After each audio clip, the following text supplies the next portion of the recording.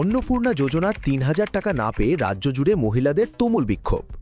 মহিলাদের উদ্দেশ্যে মন্ত্রী অগ্নিমিত্রা পাল কী এমন বিস্ফোরক দাবি করলেন? যোগ্য হওয়া সত্ত্বেও মিলছে না অন্নপূর্ণা যোজনার ৩,০০০ টাকা। আর এই বঞ্চনার অভিযোগ তুলেই শুক্রবার কলকাতা থেকে শুরু করে রাজ্যের নানা জেলায় তুমুল ক্ষোভ বিক্ষোভে ফেটে পড়লেন মহিলারা। কোথাও বিডিও অফিস ঘেরাও, কোথাও পুরসভায় বিক্ষোভ, আবার কোথাও সরাসরি রেলপথ অবরোধ। অন্নপূর্ণা যোজনার টাকা না পাওয়া নিয়ে রাজ্য জুড়ে কার্যত এক অভূতপূর্ব অচলাবস্থার সৃষ্টি হয়েছে। এরই মধ্যে সবচেয়ে নাটকীয় পরিস্থিতি তৈরি হয় পশ্চিম মেদিনীপুরে। শুক্রবার সেখানে জেলা শাসকের দফতরে ছোটি পুরসভার পরিষেবা উন্নয়ন নিয়ে একটি গুরুত্বপূর্ণ প্রশাসনিক বৈঠক করছিলেন রাজ্যের পুর ও নগর উন্নয়ন মন্ত্রী অগ্নিমিত্রা পাল। কিন্তু বৈঠক চলাকালীনই অন্নপূর্ণা যোজনার টাকা না পাওয়া একদল ক্ষুব্ধ মহিলা জেলা শাসক দফতরের একতলায় হৈ হৈ করে ঢুকে পড়েন।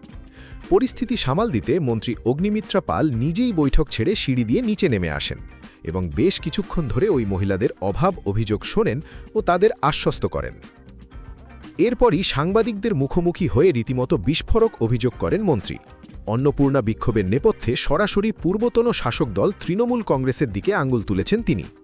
অগ্নিমিত্রা পাল বলেন, আমার মা বোনেদের একটু ধৈর্য ধরতে হবে। ২ কোটি মহিলার আবেদনপত্র আপলোড করতে কিছুটা সময় তো লাগবেই। তার আরও চাঞ্চল্যকর সংযোজন, বলতে খারাপ লাগছে কিন্তু প্রশাসনের ভিতরে বসে থাকা অনেক তৃণমূলের লোক এই গণ্ডগোল পাকাচ্ছে। দেখে দেখে যোগ্যদের বাদ দিয়ে অযোগ্যদের সুবিধা পাইয়ে দেওয়া হচ্ছে, যাতে যোগ্যরা অকারণে ক্ষুব্ধ হয়ে ওঠেন। পুরোটাই একটা রাজনৈতিক চক্রান্ত। গোটা বিষয়টি তিনি মুখ্যমন্ত্রী শুভেন্দু অধিকারীকে জানাবেন বলেও স্পষ্ট করে দিয়েছেন। এর আগে শালতোড়ার বিধায়ক চন্দনা বাউরিও ঠিক একই অভিযোগ করেছিলেন। তবে শুধু বিক্ষোভ সামলানোর নয়, এদিন পশ্চিম মেদিনীপুরের ৬টি পুরসভা নিয়ে হওয়া বৈঠকে রাস্তা, আলো, পয়ঃপ্রণালী ও সাধারণ শৌচাগার উন্নয়নের মতো জনকল্যাণমূলক বিষয় নিয়েও বিস্তারিত আলোচনা করেন মন্ত্রী। অন্নপূর্ণা যোজনার এই টাকা বিলি নিয়ে চরম বিশৃঙ্খলা এবং মন্ত্রী অগ্নিমিত্রা পালের এই রাজনৈতিক চক্রান্ত নিয়ে আপনার কী মতামত? যোগ্যদের বঞ্চিত করার নেপথ্যে কি সত্যিই তৃণমূলের কোনো চক্রান্ত রয়েছে, নাকি এটি নতুন সরকারের প্রশাসনিক ব্যর্থতা? কমেন্ট বক্সে আপনার মূল্যবান মতামত অবশ্যই শেয়ার করুন।